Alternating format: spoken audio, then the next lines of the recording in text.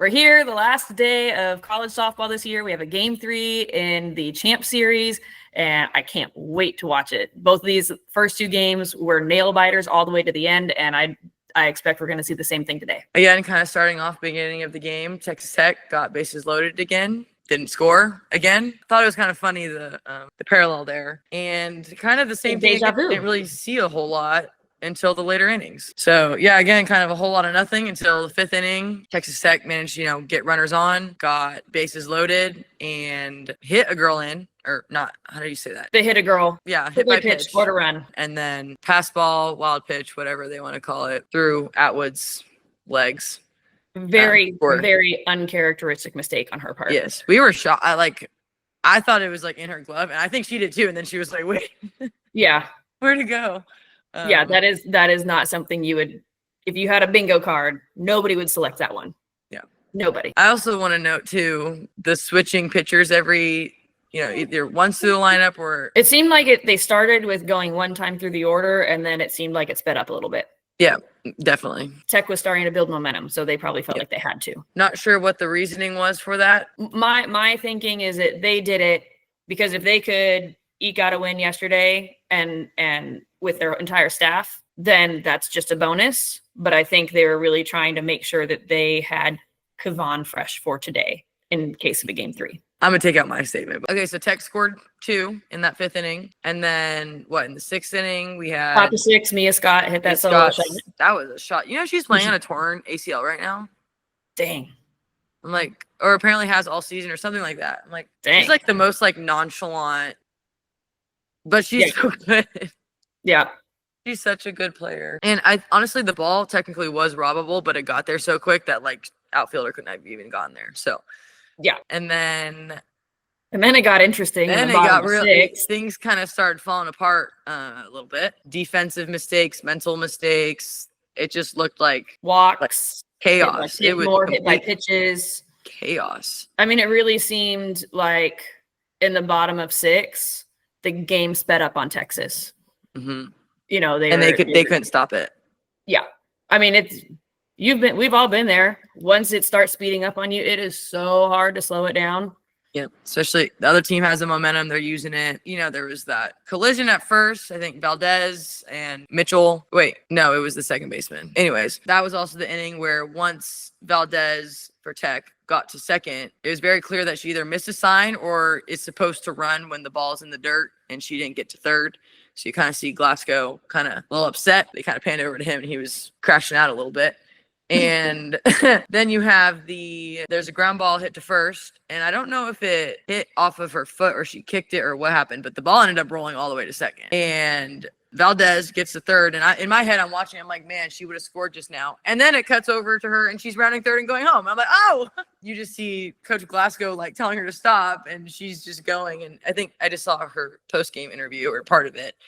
And she was like, well, I technically missed 2 signs because she missed whatever sign she missed on second. So maybe there was a steal sign. Maybe there was something in play there. And then she missed the stop sign. But, I mean, she went and she was basically saying, had to make up for it. And because she was like, I was supposed to be on third anyways. So, which we were all probably thinking. So that was kind of funny. And it made a huge difference because Tech ended up winning 4-3. So it was the game winner. It's those little things. It's the littlest things. Oh, also wanted to mention, one of the Texas girls hit a ground ball and did you see her? She slowed down at first because they threw it to second and got a double play because she was sprinting. And then literally 3 steps before, she slowed down and was called out. I was shocked. I'm like, girl, this is the World Series. You're playing for a natty right now. Why are we slowing down? That was earlier on in the game too, I think. Yeah, seriously. Of all the games, of all the situations, you run through the this is something that's just dug in you since the time you start playing when you're 8 years old, right? That's not a mistake that you can just make. Yeah. And I honestly think it's because she thought she was safe. She was going to be safe. Because I don't think if she would have ran through it, she would have been safe. So I don't think it was I'm automatically out, slow down. But even if people drop balls, people overthrew, things happen. Run through the bag always. There's no reason why at this level you should not be running through the bag. No. And like we saw in the last couple innings, there's a lot of errors, even at this level. On that stage, there's a lot of pressure. The game speeds up on you. The pressure keeps building. Mistakes happen. So I just kind of wanted to jump back to that moment. Yeah, you kind of saw Texas's defense in that bottom of 6 kind of start to fall apart a little bit, and it was just a little messy. That pitcher was definitely feeling the pressure. Kevon came in for the last 2 outs, I believe. She got a fly out. She gave up a sac fly, and then there was another error behind her, and then she hit Tony after that before she finally was able to roll up that last ground ball and the team could record the 3rd out. Yeah. So even then, with Kevon, Tech was still making things happen. That was nuts. But I mean, they almost rallied back too in top of the 7th. Yeah, Tech was feeling the pressure, and things kind of started speeding up on them too. The inning started off with a fielding error by the shortstop. It wasn't that, and then there was a hit by pitch. Wasn't that on an 0-2 count too? I think it was. That's the thing is, like, I've noticed, which again, Nigel's a great pitcher. One of the stats that popped up was 4 of the 7 runs in the World Series that she's given up was in the 7th inning. And I'm pretty sure a lot of them too, she's ahead of the count. She gets ahead of the count most of the time. Yeah. Her first pitch strike percentage is, I think, like insanely high. So she gets ahead. But it does seem like she has a hard time in the 7th inning. Yes. Or even what was it? Bottom of 6 in game 1, late in the game anyway. Yeah. It's like, or like right after they get a lead late in the game. Mm-hmm. It's like, I don't know if she gets really excited that she's okay, we got the lead, we can do this. And then she starts like maybe getting a little bit too amped up, getting out of her routine, speeding up a little bit there.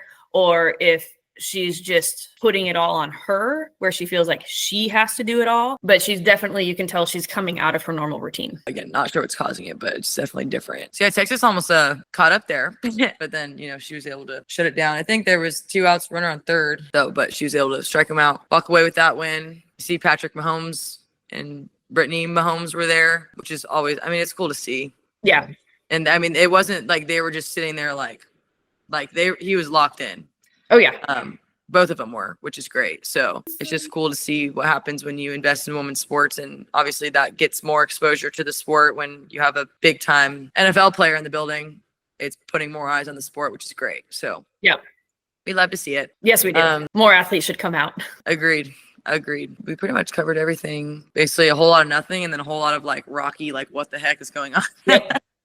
A lot of excitement late in the game. Yeah, it was like whoa. There was no like gradual. It was like nope. Whoop. So I think we have the potential to see the same thing today. Yep. We're back to Kennedy versus Kevon. I think it's gonna be a pitcher's duel, but it seems like the first 2 games, that 5th, 6th inning is where it starts to happen. We'll also see if Tech comes out and gets the bases loaded in the first inning again.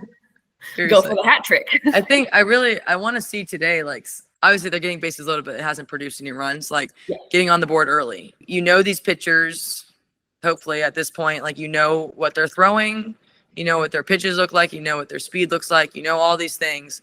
Yep. I want to see like adjustments made and like getting on the board early. So I'm not sitting here for 5 innings, like, golly, but they're going by quick. I think it was like, we were at 45 minutes in the 4th inning yesterday is how long that game was so fast. I think that would be fun. It is fun either way. Low scoring games, all that. But I'd be curious to see if maybe there's adjustments made. Because again, you're facing the same pitchers. Nigel's going to be pitching. Kevon's going to be pitching. There's not going to be any surprises. Unless there is. Maybe they switch it up, but I doubt it. I doubt either of those teams go without their aces. Yep. The team that wins is going to be the one that adjusts to the pitchers first. I'm calling it. That's what I'm thinking. You have to. You can't keep doing the same thing over and over again and expect a different result. Also, side note, I felt that Texas was able to lay off some of those up balls to an extent, right? Mm-hmm. That were actually balls. But then she started throwing in her little curveball, and you're like freezing people or getting, it's a little bit of a different speed, right? It's, I don't know. But it's just a totally different look. Off speed, but like, because you're used to saying rise ball. Maybe it's for a strike, maybe it's a junk pitch, then change up, and then you throw in that curveball. And it just freezes people, or they're like, what the heck? So now you're creating 3 different pitches and 3 different planes that they have to and 3 different speeds. What to hit. And 3 different speeds. There were moments like later in the game, I'm like, throw the curveball, throw it. Like, stop throwing the same up ball. They know it's coming. Like, Texas was low key like on her. Like, I wouldn't have been surprised if they would have like started like hitting home runs or hitting those deep fly balls, whatever, because they were like right on. Those foul balls are going straight back. Yeah, well, and if I'm Texas, I'm thinking I'm looking for the rise. I'm looking for a rise. It's a little bit lower that she hangs because she's supplying all the power. It's still going to be up in the zone. That's going to be the easiest pitch to hit out. That's going to be a lot easier to make things happen than on the curveball or the changeup. I mean, they were on it. So we'll see how today goes. Well, but regardless, it'll be fun and someone will be winning their first national championship. So that's fun. I'm excited to watch it. And as always, bye.